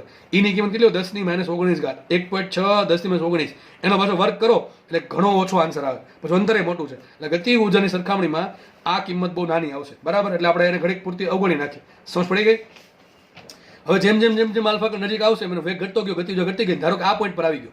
હવે આ પોઈન્ટ પાસે આલ્ફા કણની ગતિ ઉર્જા કેટલી છે, 0. કેટલી છે ગતિ ઉર્જા, 0, કારણ કે એનો વેગ કેટલો થઈ ગયો, 0. મૂકી દીધું 0, બરાબર. 0 મૂકી દીધું. પણ આ સ્થાને એની સ્થિતિ ઉર્જા 0 નહીં હોય, બરાબર. કેટલી સ્થિતિ ઉર્જા હશે, k into q1 into q2 છેદમાં અંતર d. તો મૂક્યું છે k q1 મૂકા આલ્ફા કણનો વિદ્યુતભાર 2e ઇન્ટુ q2 મૂકા ન્યુક્લિયસ વિદ્યુતભાર ઝેડી છેદમાં અંતર d. જો આ 0 કાઢી નાખે ઘડી તો શું સાબિત થયું, half mv square is equal to k into 2z into e square by d, બરાબર કે નહીં. 2 into z into e square by d. તો d ને આપણે d શોધવાનું છે, distance of closest approach. d ને કરતા બનાવો તો d બરાબર શું આવશે, સિમ્પલ સૂત્ર બની ગયું, d બરાબર 2 દુ 4 4k e square z by m v square.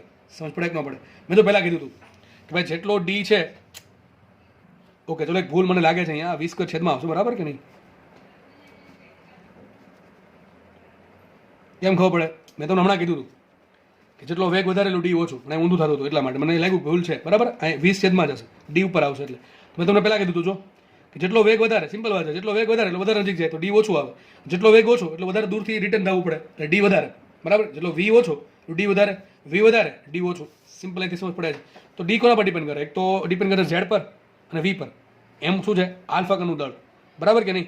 તો D proportional to Z by V square. જેટલું ઝેડ મોટું, બરાબર નહીં, જેટલું ઝેડ મોટું ડી મોટું, બરાબર. કેમ ડી મોટું, અરે જેટલું ઝેડ વધારે એટલું અપાકર્ષી બળ વધારે લાગે એટલે ડી મોટું હોય, અને જેટલો વેગ વધારે એટલું ડી નાનું. ઓકે, સમજ પડી ગઈ? એમ છે આલ્ફા કણનું દળ. ચલો ફટાફટ આગળ વધીએ, એમાં થોડુંક બાકી છે. નાનકડા બે મુદ્દા છે એ આપણે સમજીને વસ્તુ અહીંયા પૂરી કરીએ. ચલો આજનો લેક્ચર જો શું લખ્યું છે. જો રકમમાં તમને આલ્ફા કણના બદલે બીજો કોઈ કણ આપે તો કોનું દળ લેવું પડે? તમારે કણનું દળ લેવું પડે. એમ કહે છે તમે હમણાં આપણે સૂત્ર આવ્યું કે ભાઈ હાફ mv સ્ક્વેર બરાબર કે ઇન્ટુ Q1 ઇન્ટુ વિદ્યુતભાર ઝેડી. આ ઝેડી કોનો છે? ન્યુક્લિયસનું છેદમાં ડી બરાબર સ્થિતિ ઉર્જા ગતિ ઉર્જા બરાબર સ્થિતિ ઉર્જા. બસ આ યાદ રાખવાનું છે. આલ્ફા કણ હોય આલ્ફા કણ માટે Q1 કેટલા લીધા આપણે? 2 લીધા. અને દળ કોનું આવશે? એમ આલ્ફા આવશે બરાબર નહીં. તમને રકમમાં કીધું હોય આલ્ફા કણ છે તો માનો કે તમને રકમમાં મોટા ભાગે નહીં લગભગ 99.99% આલ્ફા કણ જ આપશે. માનો કે આલ્ફા કણ સિવાયનો કોઈ કણ આપ્યો તો તમે શું કરશો? દળ કોનું મૂકશો? જે કણ આપ્યો એનું દળ મૂકશો. અને વિદ્યુતભાર કોનું મૂકશો? જે કણ આપ્યો એનો વિદ્યુતભાર મૂકશો. અરે ભાઈ સિમ્પલ વસ્તુ છે ને ભાઈ. અહીંયા ન્યુક્લિયસ અહીંયા ફિક્સ છે. કેટલું એનો વિદ્યુતભાર છે? ઝેડી. સામેથી કોઈ કણ આવે છે તમારે દળ કોનું લેવું પડે? અને ગતિ ઉર્જા કોની છે? કણ નહીં છે. દળ કોનું લેવું પડશે? જે કણ આપ્યો છે એનું તમારે દળ લેવું પડે. અને વિદ્યુતભાર કોનો લેશો? જે કણ આપ્યો છે એનો વિદ્યુતભાર લેવો પડે. ધારો કે Q1 છે. હું તમને એમ કહું એ ન્યુટ્રોન ચાલશે? ન્યુટ્રોન નહીં ચાલે. કેમ ન્યુટ્રોન નહીં ચાલે? અરે ભાઈ ન્યુટ્રોન છે એનો વિદ્યુતભાર 0 છે. એ શું કરે? ડાયરેક્ટ સંઘાત જ કરે. ન્યુટ્રોન છે એ સંઘાત કરશે બરાબર. ન્યુટ્રોન વિશે ભણશું આપણે. એ આપણે આવશે ન્યુક્લિયસમાં બરાબર છે. ન્યુક્લિયસ સંલયન વિભાજન એમાં આવશે બરાબર છે કે નહીં? ઓકે ચલો તો સિમ્પલ વસ્તુ છે કે જો રકમમાં તમને આલ્ફા કણના બદલે બીજો કોઈ પણ કણ આપે તમારે શું કરવાનું? એક કણનું દળ મૂકવાનું અને એક કણનો વિદ્યુતભાર મૂકવાનો. બીજી વસ્તુ રકમમાં છે ને તમને ઘણી વખત છે ને વેગ નહીં આપે. રકમમાં તમને ઘણી વખત વેગ નહીં આપે. તમને શું આપશે? ડાયરેક્ટલી ગતિ ઉર્જા આપી દેશે. શું આપશે? ડાયરેક્ટ ગતિ ઉર્જા. તો કરવાનું શું? કે બરાબર આના બરાબર શું કીધું? કે મૂકી દીધું તો કે બરાબર શું આવશે? કે Q1 Q2 by D. Simple વસ્તુ છે ભાઈ. તમને રકમમાં વેગ આપે તો તમે સૂત્ર વાપરવાનું હાફ mv સ્ક્વેર બરાબર કે નહીં? પણ તમને રકમમાં વેગ નહીં આપે તો શું મૂકવાનું? જે ગતિ ઉર્જા આપી મૂકી દેવાનું. લખ્યું છે જો રકમમાં તમને આલ્ફા કણના વેગના બદલે તેની ઉર્જા આપી દે, ગતિ ઉર્જા કે આપી દે, તમારે શું મૂકવાનું? તો ગતિ ઉર્જાની કિંમત મૂકી દેવી. સિમ્પલ લખ્યું છે બરાબર કે નહીં? તો કે પ્લસ યુ બરાબર કે પ્લસ યુ. દૂરના અંતરે કુલ ઉર્જા બરાબર નજીકના ડી અંતરે કુલ ઉર્જા. કે બરાબર તમને કંઈક જે કિંમત આપી એ મૂકવાની. યુ બરાબર 0 મૂકવાનું. ખૂબ જ દૂર છે એટલે અંતર બહુ મોટું હશે એટલા માટે 0 મૂકી દીધું. કે પાછું ડી અંતરે ગતિ ઉર્જા 0 હશે એટલે 0 મૂકી દીધી. યુ બરાબર એમને રાખ્યું. ટૂંકમાં જે કીધું છે જ છે. જસ્ટ ખાલી શું તમને કહું છું કે તમને રકમમાં વેગ આપે તો મૂકવાનું, બાકી શું મૂકવાનું? જે ઉર્જા આપે એ મૂકી દેવાની. સિમ્પલ વસ્તુ છે બરાબર. આનો એક એક્ઝામ્પલ છે એ આપણે નેક્સ્ટ લેક્ચરમાં સોલ્વ કરીએ બરાબર. ધન્યવાદ. જય હિન્દ.